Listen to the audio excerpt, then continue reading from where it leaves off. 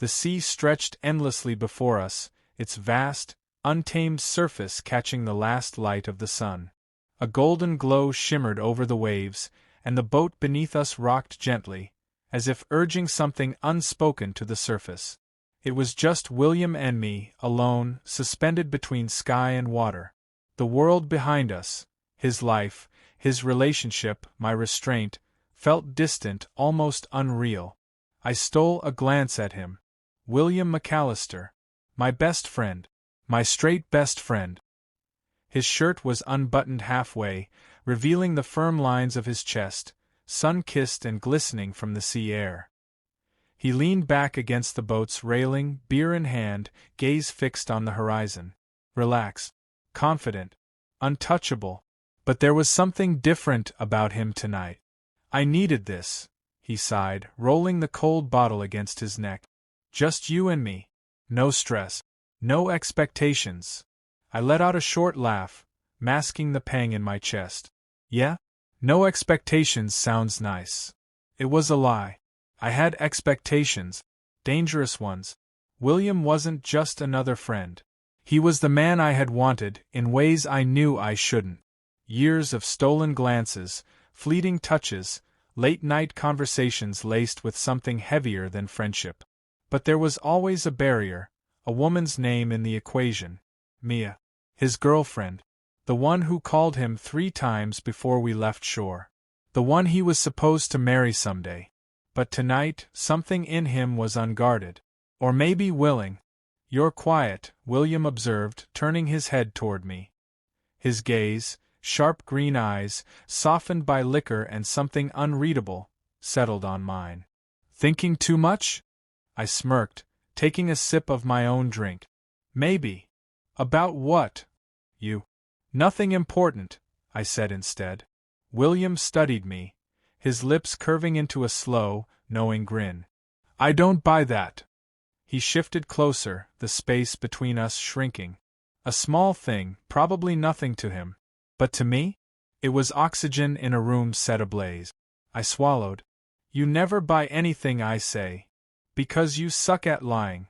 I laughed, pushing against his shoulder, a touch meant to be playful, but lingering half a second too long. His body was solid beneath my fingertip. The warmth of his skin seared through the thin fabric. He didn't pull away. William exhaled through his nose, gaze flickering to my mouth, then back up. You ever think about doing something just because it feels right? The question hit like a sudden shift in the wind. I tensed. You mean, like, impulsive decisions? He nodded. Yeah. Like, not overthinking. Just going for it. I set my drink down. That sounds like a dangerous way to live. William chuckled, the sound lower than usual. Something flickered in his expression. Hesitation? Amusement? Curiosity? You always play it safe, huh? He murmured. Always hold back. I had no idea if he meant it as a challenge, but it felt like one. My throat dried. And you don't. I don't know, he admitted. He leaned forward, elbows resting on his knees. Maybe I do. Maybe I spend too much time pretending I don't want things I actually do. I stiffened. A statement like that? It was bait. And I was dangerously close to taking it. My heartbeat thudded against my ribs, the air between us thick, charged. The hum of the boat's engine was the only sound for a long moment. Then a shift. William turned, his knee brushing mine. An accident? Maybe.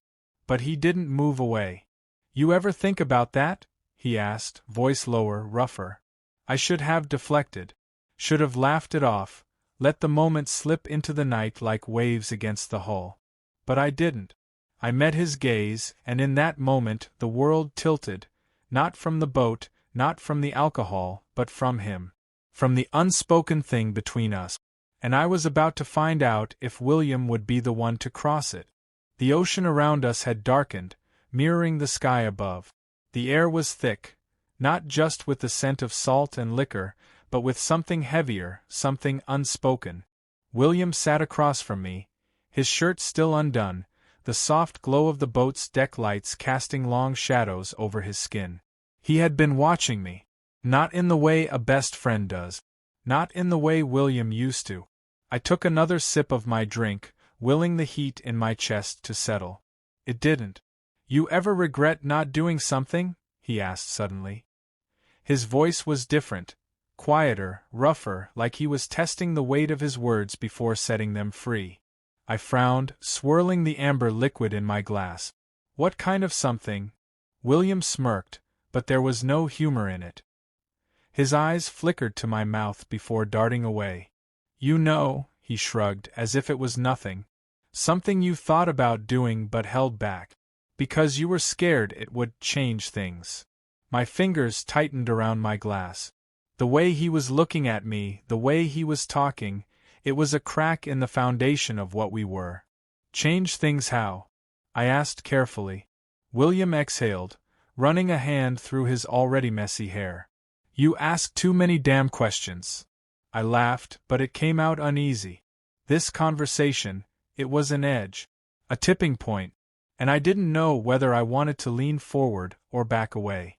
Maybe I'm just trying to figure out where your head's at, I said. His gaze darkened. What if I don't even know? A heavy silence settled between us. This was it. A choice. A moment. One of us had to step away before the line blurred beyond recognition. Neither of us moved. William tipped his drink back, swallowing the rest in one go. He let out a slow breath before setting the glass aside. Then, without a word, he reached out. His fingers brushed my wrist. Just a fleeting touch, but it sent a sharp, electric jolt through me. I stilled. William, I just want to know something, he interrupted. His voice was low, steady, but there was a crack in it, a hesitation that betrayed him. I swallowed hard.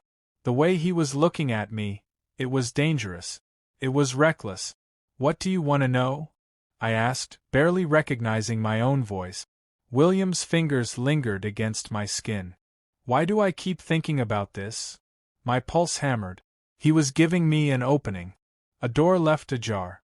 You tell me, I said, my voice barely above a whisper. His jaw clenched. He was waging a war within himself, I could see it. The version of himself he had always been versus the version sitting here now, staring at me like he wanted something he shouldn't. Then, in one sudden movement, he closed the space between us. I barely had time to process it before his lips brushed against mine, soft, tentative, but deliberate. A sharp breath left me. For a moment, everything else vanished. The boat, the water, the life waiting for him back on shore.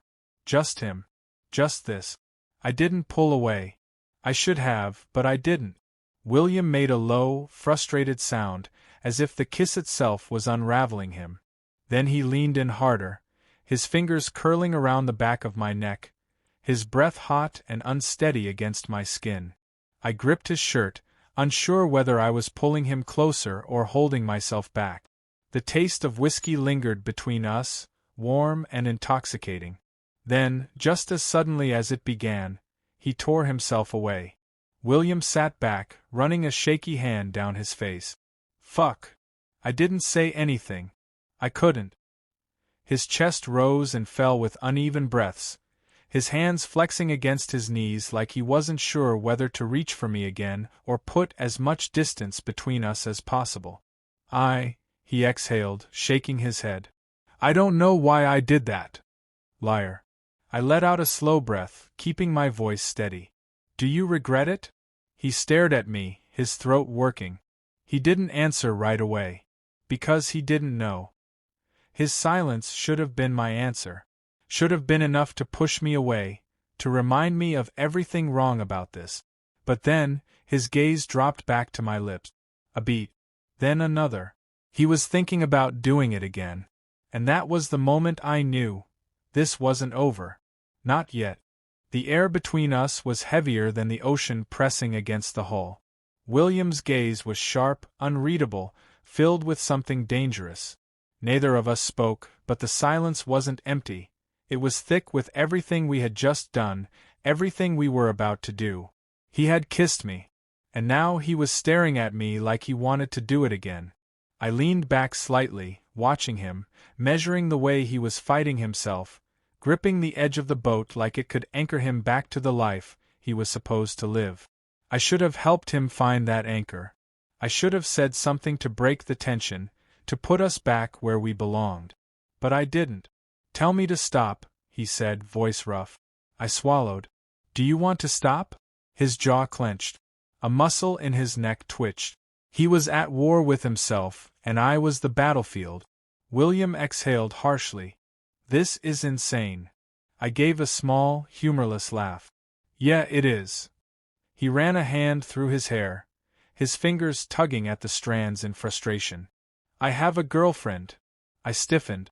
The reality of that statement slashed through the moment like a blade. "Mia," I murmured, the name tasting bitter on my tongue. William flinched like I had struck him. "You love her?" I asked. I don't know why I asked. Maybe I wanted to hear the truth. Maybe I wanted to hear him lie. He hesitated, and that hesitation told me everything. "She's good to me," he finally said. "But do you love her?" His lips parted, but no answer came. The struggle in his eyes deepened. He was unraveling, falling into a place he had never let himself go before. I shifted closer, barely an inch, but it was enough to make his breath hitch. "Tell me you regret it," I whispered. "Tell me you don't want this." William swallowed hard. His fingers flexed like he wanted to grab me, pull me in, but some part of him still clung to resistance. He cut himself off, shaking his head. A pause. Then, suddenly, his hand was on me. A firm grip at my waist, fingers pressing into my skin like he needed something to hold on to before he lost himself completely. And then, he pulled me in. His lips crushed against mine with none of the hesitation from before. It was messy, raw, desperate, like something inside him had finally snapped. I groaned against his mouth, because this wasn't a mistake anymore. This was a choice. William grabbed the back of my neck, tilting my head, deepening the kiss like he wanted to consume every breath I had left. His body was hot against mine, muscles tense beneath my fingertip. This wasn't soft. This wasn't careful. This was reckless. Needy. A fire that had finally ignited after years of pretending it wasn't there.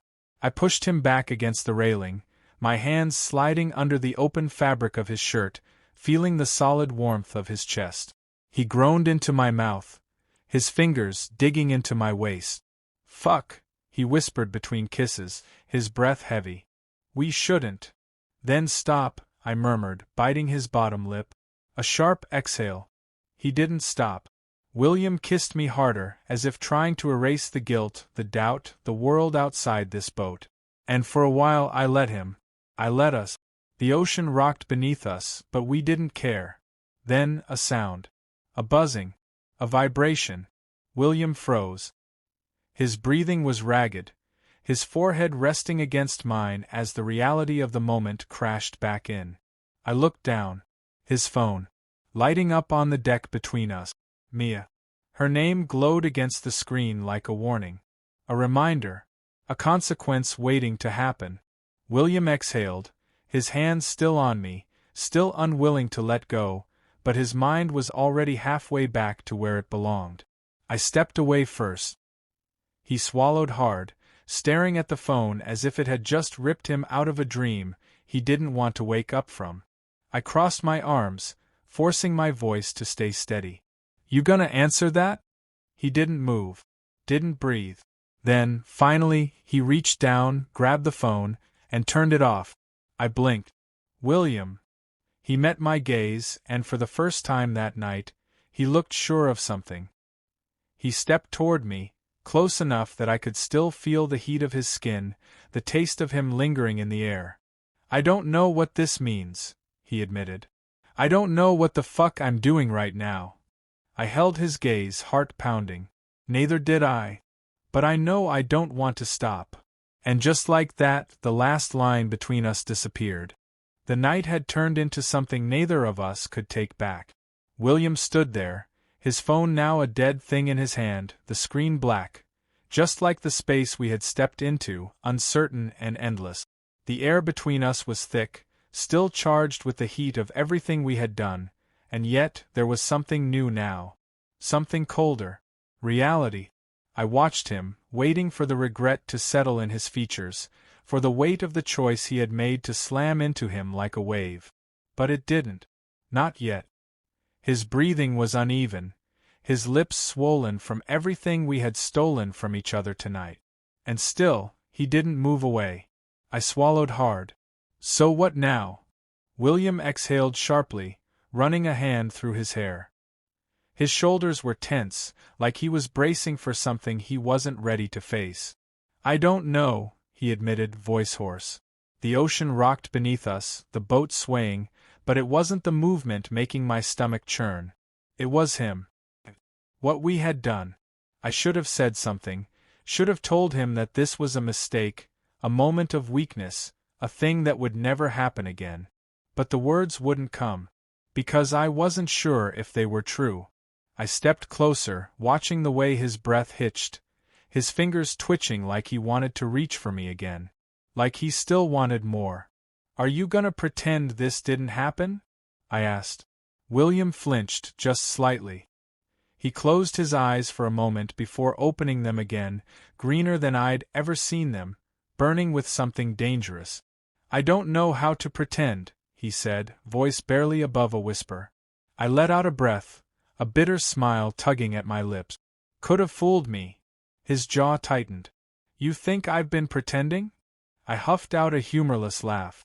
I think you've been lying to yourself for a long time. William swallowed hard, his throat working, his hands curling into fists at his sides. I could see it in him. The war, the fight, the inevitable collision between the life he had built and the life he had just risked with me. I should have let him go. I didn't. Instead, I reached out, my fingers brushing his wrist, grounding him. Do you regret it? A sharp inhale. A hesitation. Then, no. The word landed like a confession, rough and raw. His hands found me again, gripping, desperate, like holding on to me might stop him from falling apart. And maybe it would. I closed my eyes as his forehead rested against mine, as his breath mingled with mine, as the weight of the moment settled around us like the night itself. But then, a sound. Distant. Sharp. A voice. William. The name sliced through the air, through the heat, through whatever spell had been binding us together. William's head snapped up, his body going rigid, his fingers dropping from my skin like I had burned him. His face drained of color. My stomach plummeted. Mia. She was here. I turned, and there, standing at the dock, silhouetted against the dim light of the marina, was Mia. Watching. Waiting. And in that moment, I knew.